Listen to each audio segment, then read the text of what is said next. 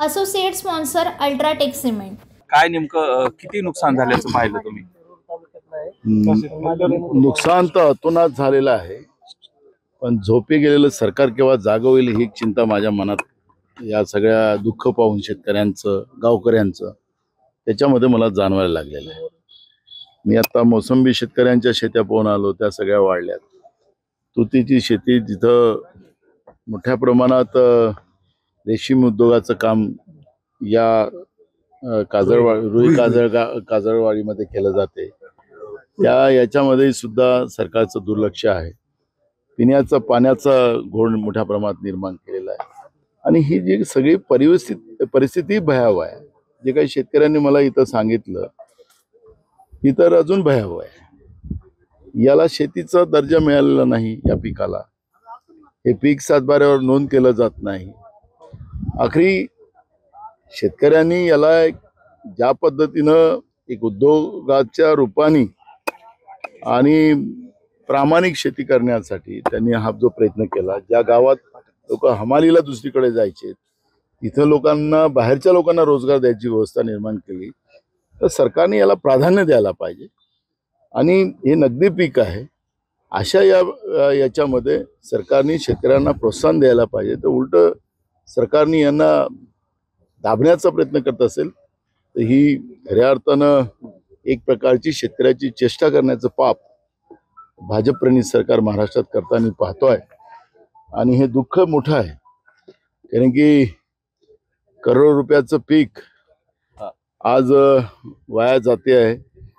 त्याचं शासनाचंही जे महसूल शासनाला यायचं तेही थांबणार आहे आणि त्याच्यामुळे ही जी काही परिस्थिती आहे भयावह आहे। मी आज आता इथून दौऱ्यावरून गेल्यानंतर कमिशनरशी पण आम्ही विभागीय आयुक्ताशी आम्ही चर्चा करणार आहोत आणि राज्याच्या मुख्यमंत्र्यांशी चर्चा करणार आहोत।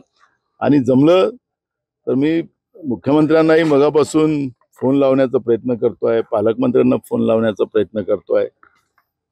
हे नॉट रिचेबल येतात आहेत, कृषी पण आहेत नॉट रिचेबल येतात आहेत।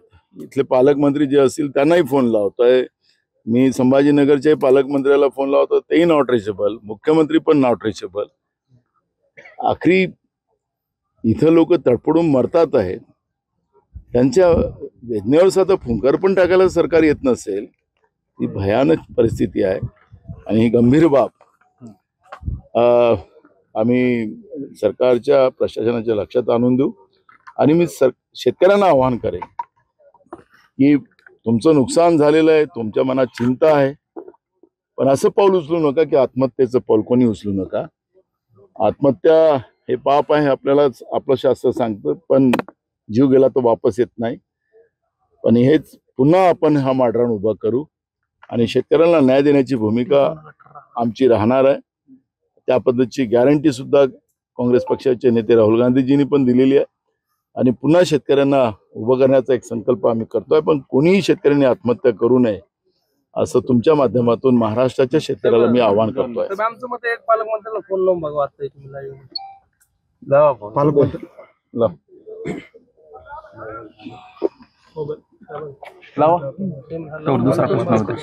दुसरा प्रश्न घेतो फोन लावला होता। यालाच अनुसरून नाना असं म्हणाले की सरकार गंभीर नाही, लोकसभेच्या निवडणुका झाल्या, कुठेतरी आकड्याची जुळवाजुळव करण्यामध्ये सरकार मग्न आहे का? बिहार असेल, महाराष्ट्र असेल, इथं भाजप पिछाडीवर आहे, त्यामुळे अमित शहा असतील, नड्डा असतील यांची रात्री बैठक झाली आणि ते धास्तीमध्ये आहेत असं तुम्हाला वाटतंय म्हणायचं? बघा, मूळ प्रश्न लोकशाही मधला एवढाच आहे, सत्ता येते जाते। काँग्रेस पण गेले 60 वर्ष या देशाच्या सत्तेमध्ये होतं, हारणं जिंकणं चालत राहतं। पण ज्या विश्वासाने लोक सत्तेवर आपल्याला बसवतात त्या विश्वासाचं फलित करणं आणि लोकांच्या दुःखात धावून जाणं हा सगळ्यात महत्वाचा भाग आहे। पण आज आपण पाहतोय की सरकार पुन्हा कसं येईल आणि पुन्हा शेतकऱ्याला आत्महत्या करायला आम्ही अजून लावू, असं सरकारचं मत असेल तर ही लोकशाही अशी व्यवस्था या देशाच्या शेतकऱ्यांना आणि गरीब माणसाला नको, अशा भावना होतात। आज मतदानाचा टक्का कमी होण्यामध्ये जो काही आपण परिणाम पाहतोय त्याच्यातला लोकशाहीवर जनतेचा अविश्वास हाही त्या ठिकाणी होऊ शकतो. मतदानाचं प्रमाण कमी होणं हे सुद्धा जे आपल्याला जाणवतं त्याची कारणं ही पण राहू शकतात. आणि म्हणून मी स्वतः आता मुख्यमंत्र्याला ही भावना व्यक्त आपल्या समोर करतो आणि त्यांना फोन लावलेला आहे. बघू काय. नाना थोडं वर माईक खाली घ्या ना सगळे. You are trying to reach is currently not available. आपण ज्या नंबरवर कॉल करण्याचा प्रयत्न करत आहात तो आता अवेलेबलच त्यांचा मोबाईल नंबर आहे, आपल्या मुख्यमंत्र्यांचा नंबर आहे 993005 आणि 711 हा मुख्यमंत्र्यांचा नंबर आहे महाराष्ट्राच्या एकनाथ शिंदेचा. हे नॉट रिचेबल. कृषी मंत्री बीड जिल्ह्याचे त्यांचा एक नाव कृषी मंत्री बिन पालकमंत्री तेच आहे. आणि काय त्यांचा नंबर सांग. धनंजय मुंडे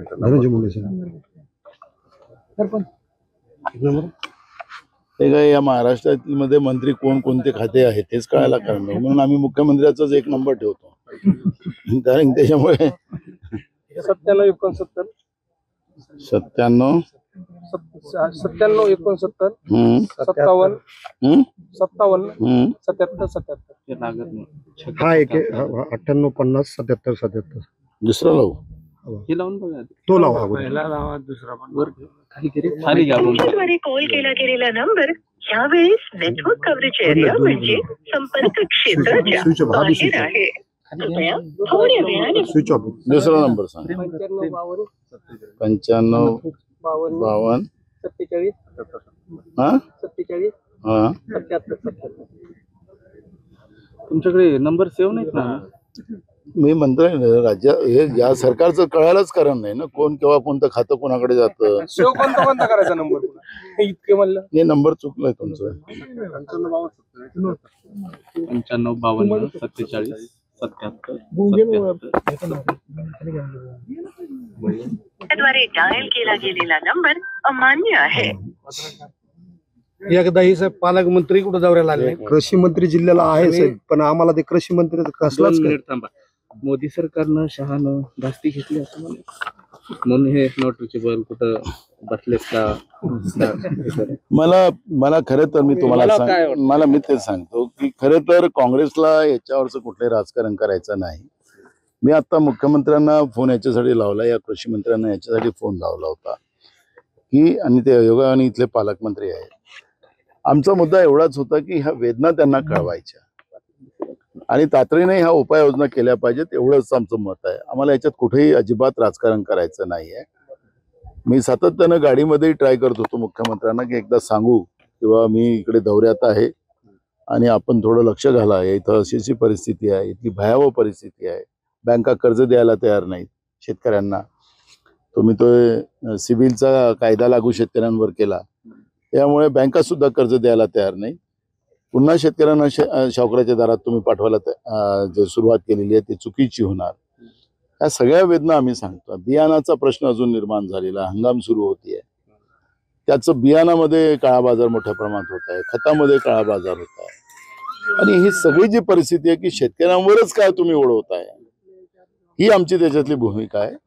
आणि काँग्रेस पक्षाला याच्यामध्ये अजिबात कुठलंही राजकारण करायचं नाही. आमची भूमिका शेतकऱ्याला न्याय मिळाला पाहिजे, लोकांना स्वच्छ पाणी पिण्याला मिळालं पाहिजे.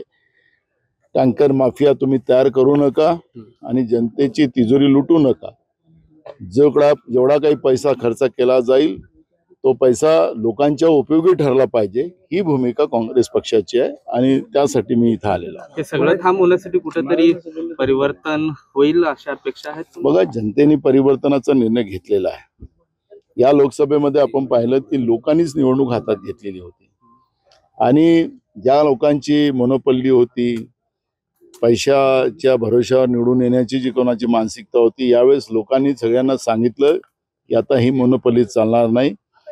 आता आम्हाला आमचं सरकार पाहिजे, जे शेतकऱ्यांचं पाहिजे, तरुणांचं पाहिजे, बेरोजगारांचं सरकार पाहिजे, त्याला न्याय देणारं सरकार पाहिजे.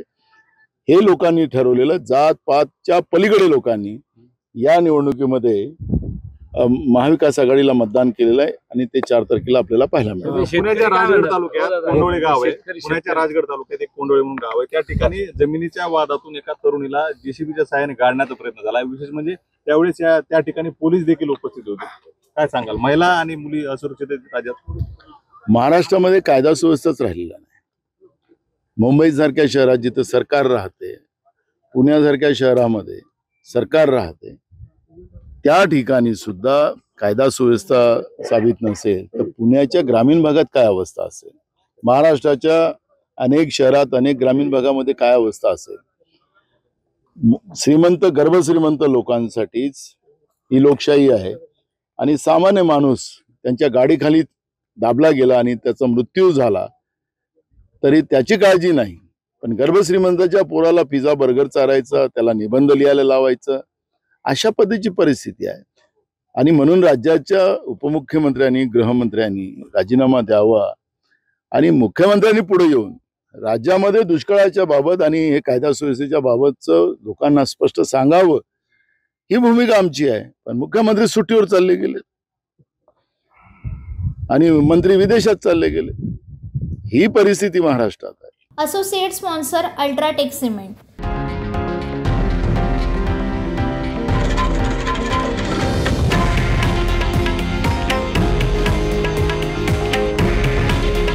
हे आहे देशातील नंबर 1 न्यूज नेटवर्क आणि आपण पाहत आहात TV9 मराठी. काळजी तुमची, हित महाराष्ट्राचं.